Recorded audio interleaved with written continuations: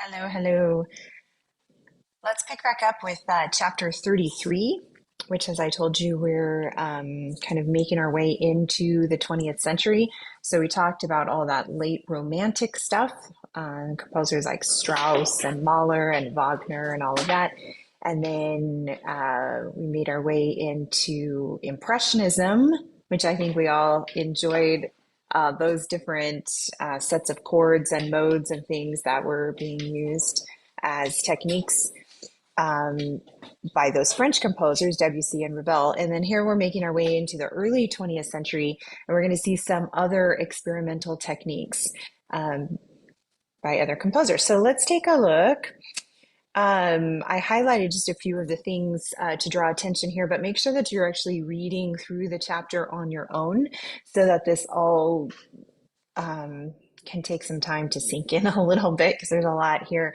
So they're talking about some of the composers that are using experimental techniques in the early part of the 20th century, and they list off Arnold Schoenberg, Charles Ives, Bela Bartok, and Igor Stravinsky. Now, we've mentioned Stravinsky before. We talked about the Rite of Spring and the sort of infamous riot that took place at the premiere there. Bartok, I've probably mentioned to you before, but I know I've played examples of his because just in the Impressionism chapter, when we were talking about modes that composers used, I pulled all of those little excerpts of pieces, short piano pieces that he wrote in specific modes. So those were Bartok, and he wrote all kinds of other cool stuff too. We can take a look. Charles Ives was an early American composer and wrote all kinds of experimental things. And Schoenberg is best known for creating the 12 tone system, which we're actually going to get to in just a short bit into the next chapter or so. All right, so a couple of things it points out to you. It says some composers maintained tertian chord structures, and I highlighted that for you because that's not a word we use just all the time. I think I've mentioned it to you before, but it may have been many semesters ago at this point. So this term tertian just means built in thirds.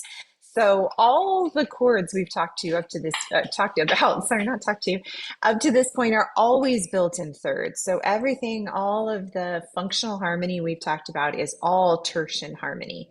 Okay, so they're saying in this time period, some composers are still using tertian harmony, some, and but not necessarily functional. Some are using things that are diatonic but not functional. Some are using things that are, let's see, I highlighted this, constructed in fourths and fifths, right? We talked about that last time, quartal and quintal harmony, which we kind of liked those chords, right? Those were pretty fun. And other things, right? They're chromatic harmonies, they're functional, less functional, all of that. And then I highlighted also down here for you, microtonal systems were already beginning to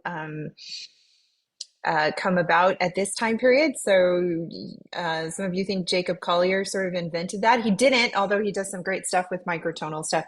But that already was happening in the early part of the 20th century. So the idea really is that composers have gotten to a point where we've had that common practice period for about 300 years where we're expected to use major scales or minor scales as the um, building blocks for our compositions, and composers were really ready to think outside the box and experiment with other things, other scales, other types of chords, other techniques. And so we're going to find lots of experimental things in this time period. So one of the things they tell you about, one of the sort of trends going on at this early time is called primitivism.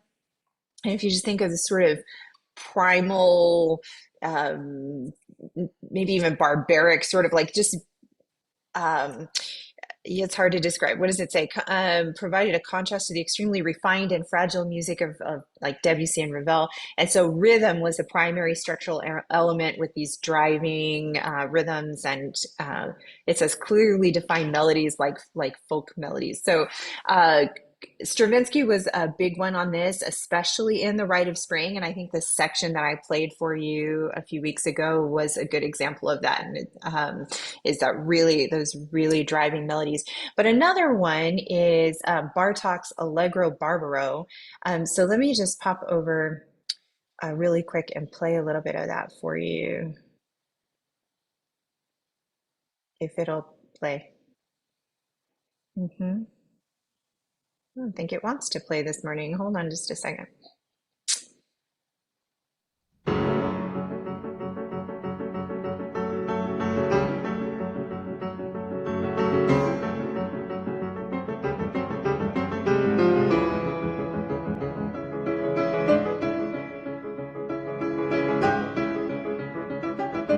Okay, so if you could hear that, there's just these super driving rhythms that are just banging on the piano, and the focus really is those rhythms. It's just driving, driving, driving, driving, insistent rhythms. The focus is not on the melody, although there may be some melody there. It's not the primary focus of the piece. So that's totally worth listening to the whole thing. You can look it up and take a listen to Bartok's Allegro Barbaro. And Stravinsky's Rite of Spring is a full-length ballet. It's quite long, but little sections like those ritual sacrifices and things like that that are labeled for you. Those are good things to take a note. Now, the next trend that they're showing you is a completely different one. This is called neoclassicism, and I'm sure you've seen other names with neo in the front. Is like a new classic. Okay, and so they're hearkening back to the days of the classical era, which would have been Mozart, Haydn, early Beethoven. Those were all classical era composers. So the idea of it being new and classical is that they might take some aspects of that classical time period, which may be the forms, maybe some of the functional harmonies, some of those refined characteristics of that time period, and then do new things with them. So maybe a new approach to tonality, maybe a very, very chromatic type of harmony, maybe some of these quartal and quintal chords and some of these other things or modes or whatever that they're building into these sort of classical forms. So it's really interesting to see how composers juxtapose those two very different things, this sort of modernness with this sort of classic approach to music.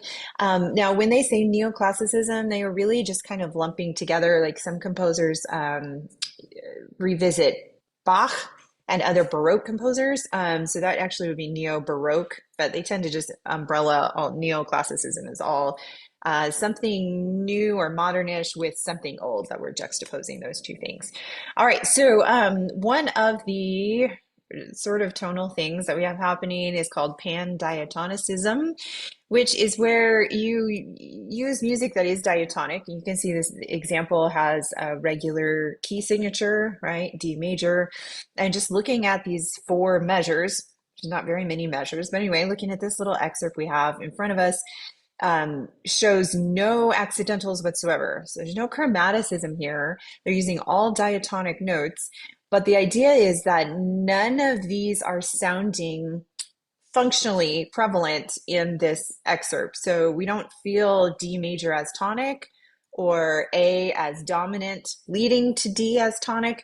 We don't really feel that dominant tonic relationship. And if we added up all of the notes that are in front of us here, we would not see way more D's than we have of anything else, right? Which is another way early on we talked about, well, how can we tell what key we're in? Is that we have that um, reiteration of the tonic note more so than the other notes in this scale, right? So we're not necessarily seeing that, but let's take a quick listen to this Stravinsky sonata.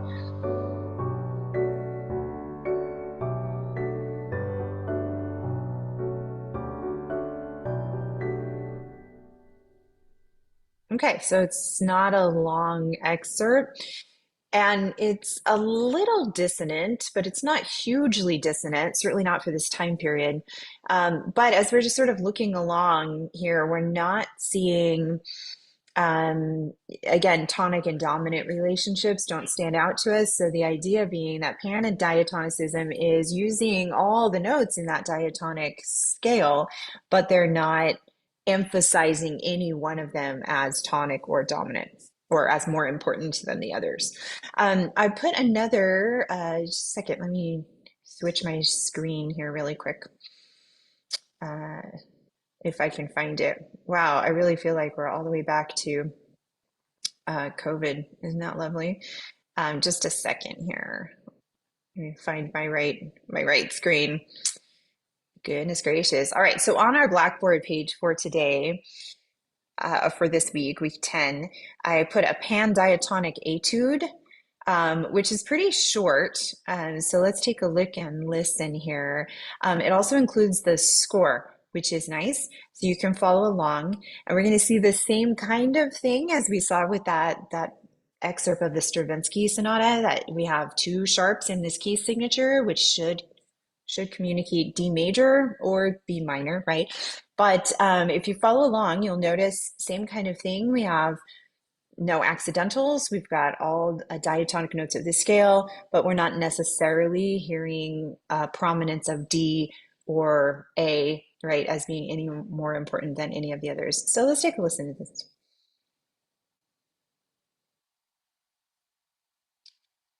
Oops, where did it go?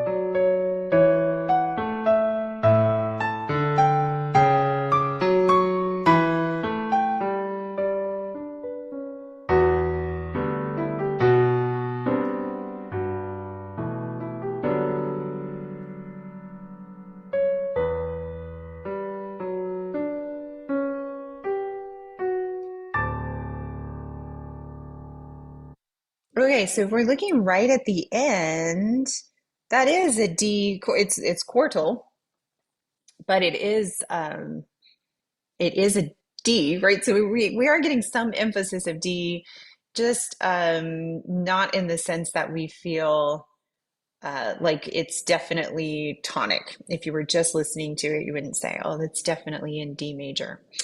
All right, so let's flip back over to our textbook here. So that's pandiatonicism. Polytonality is kind of fun. Sometimes it points out to you here, sometimes it's called bitonality. So you know the difference between the prefix of bi or poly. So bitonality means specifically that you have two tonalities happening at the same time, or two keys. Polytonality means two or more, right? So you can have many different keys happening at once. The excerpt, I hesitate to even call it excerpt, there's only two measures in front of us, but this specific excerpt they give us shows the top staff, the treble clef, in C major, and the bottom staff in G flat major. And let's take a listen to this teeny bit.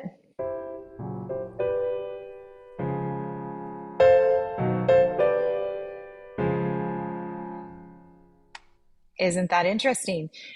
So polytonality or bitonality can be very dissonant depending on which two tonalities you're choosing, especially if they are not closely related.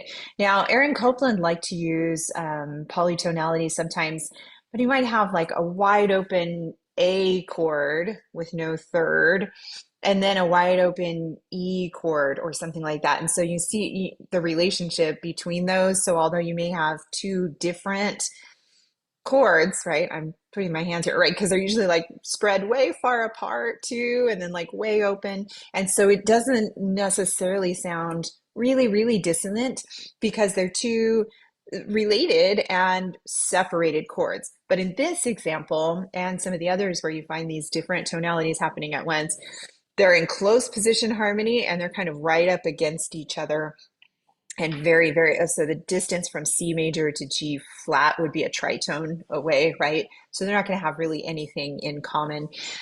So that's going to make it especially dissonant. And some composers did that on purpose. Now, the good news for us is it's really, really easy to identify something that's using bitonality. As we look at this excerpt in front of us, they have two entirely different key signatures. And that's almost always how they're approached.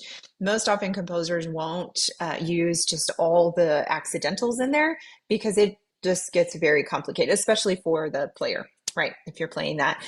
So usually they'll have just the key signature up front, and then you have to figure that out too. It's also not easy as a performer, but anyway, you can identify it very easily looking at it because they're two completely different key signatures.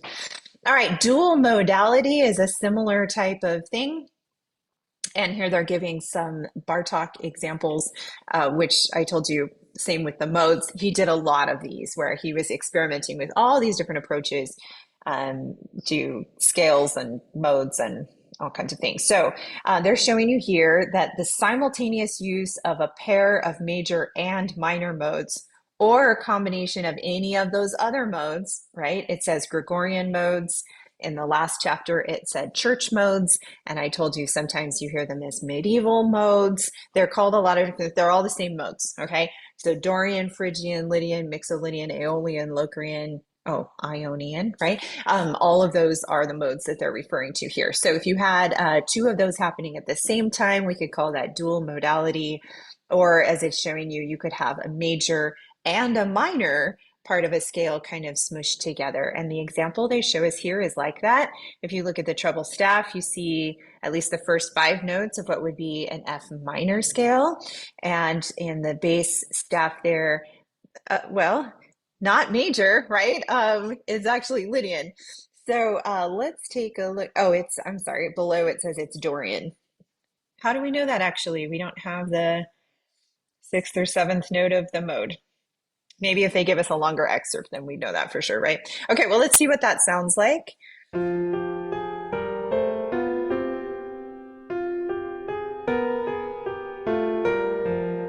Mm-hmm. So you see how in the third measure here, he purposely put the B natural against the B flat happening at the same time. So that's juxtaposing those two modes. And if he wanted to, he could have completely avoided having the B flat and B natural at the same time, like could have put them at different times, but he purposely put them together to create that dissonance so that it was pronounced, right? The difference was pronounced.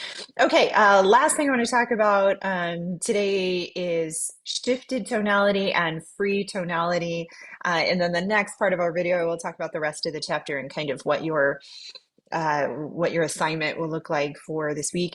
So shifted tonality and free tonality are both terms that your textbook has basically invented to cover some of these other categories of unusual things that they didn't really know what else to call. So you're not necessarily going to see in every textbook or every resource that you find about theory or about 20th century music, you won't necessarily see this term shifted tonality or free tonality for that matter. So shifted tonality, as they're describing to you here, is a sudden change of tonality without preparation. And the example they give you here is showing, well, the key signature is showing D flat major or B flat minor, right? But we already have quite a few accidentals happening in this excerpt. So that already makes me wonder if were we always chromatic in this piece, or have we already kind of pulled away from that tonality by the time we get to this excerpt, right? We don't know. But it says this is D flat major here. Okay, never mind all those accidentals. And then in the second measure, it says sudden tonality shift. And in the third measure, we're in D major. So this is not actually a new thing, right? All the way back when we learned about modulations, we talked about foreign or distant modulations. That's anything that's very far from each other on the circle of fifths. For example, D flat major and D major would be way across the circle. It's also not that uncommon to have a complete shift, right? We talked about pivot tone modulations. We talked about direct modulations. There are a number of those that just direct is probably the best example, where it just immediately goes into the new key without any preparation. And so that's not really different here, although they do actually sort of pivot in the second measure as they're preparing to get into D major. So that's all. The term shifted tonality, you may not see that term used in a lot of other resources, but that's all it's talking about, is just abruptly going to a different key. And in this time period, it's not uncommon for it to be a very distant place that you would be arriving, right? Like very far on the circle. All right, the last thing here, free tonality. Again, they're trying to kind of come up with a category for other things that don't follow any of the other expected techniques that we've done up to this point. So they give you a little checklist. No conventional mode or key is used. Okay, a clear tonal center is present. So, okay, so we don't have any conventional mode or key, but we do have a tonal center. So the prevalence of at least a tone that things are kind of revolving around, which may not mean it's C major, but there's a C or whatever key that is prevalent. At least we're kind of arriving back there from time to time. Number three, any combination of the 12 tones of the octave may be used. Number four, the traditional functioning of the diatonic tones of a key based on that same tonal center is minimized or avoided entirely. Okay, this is kind of what we were talking about with, what did I just forget the name? With our pan-diatonicism. Sorry.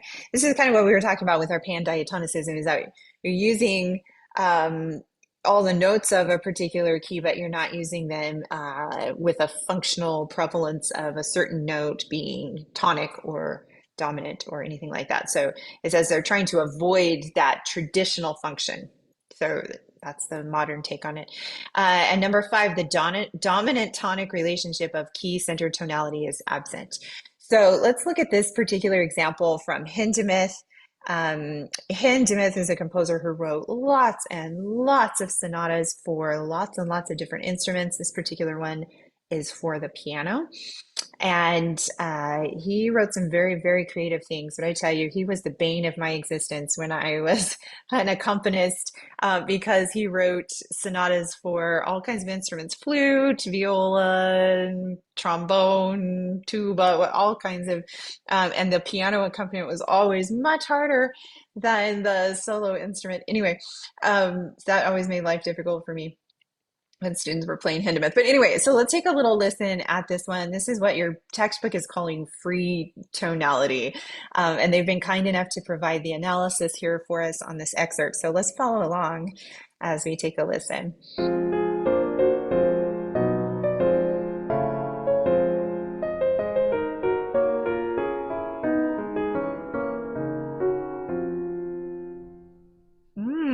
Okay, isn't that interesting?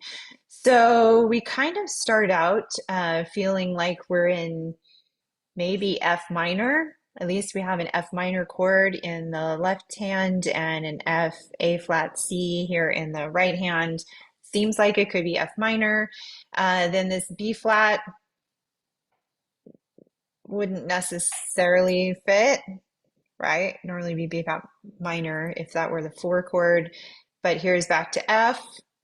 Okay, and then we've got a C flat, which we don't really have any explanation for, but is fun. And then we come back to F minor, and then we have this A major chord, which I know you're thinking chromatic medians, right? Yep.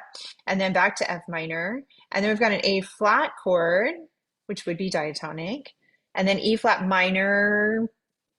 It wouldn't normally be E flat minor if we were in F minor, but anyway, G flat, which I know you're thinking Neapolitan, right? Yes, you are. And so on. And then by the time we get to the end of this excerpt, we get back to an F chord, but it's omitted the third. So we don't know if that's an F minor or an F major. Well, I guess it's neither, right? Because there's no third. So in the little checklist that we have above here, it says that there is a tonal center. So in looking at this excerpt, we do see F as the tonal center. That is, at least we return to F, right, several times here, even though we have other chords that wouldn't necessarily function in the key of F minor or major, not necessarily. But we do come back to that F several times, and that gives us at least the iteration of a tonic or a sort of tonic where we're coming around, but we don't have the dominant to tonic relationship at all, right? There are no C's. I see no C's as dominant. We have a C flat over here. That doesn't count. Yeah, so no dominant to tonic going on, but we do have a couple of chords we could explain, right? Like Neapolitan or chromatic medians, but the rest of them are really just there for the sake of it, right? Just the color of that harmony is what Hindemith was looking for, not particularly of function. All right, so in the part 2 of this video, we'll take a look at the rest of the harmonies that they're talking about in this particular time period and some of those other little experimental techniques. And then we'll talk about what you'll have for your assignment for this week. So until next time.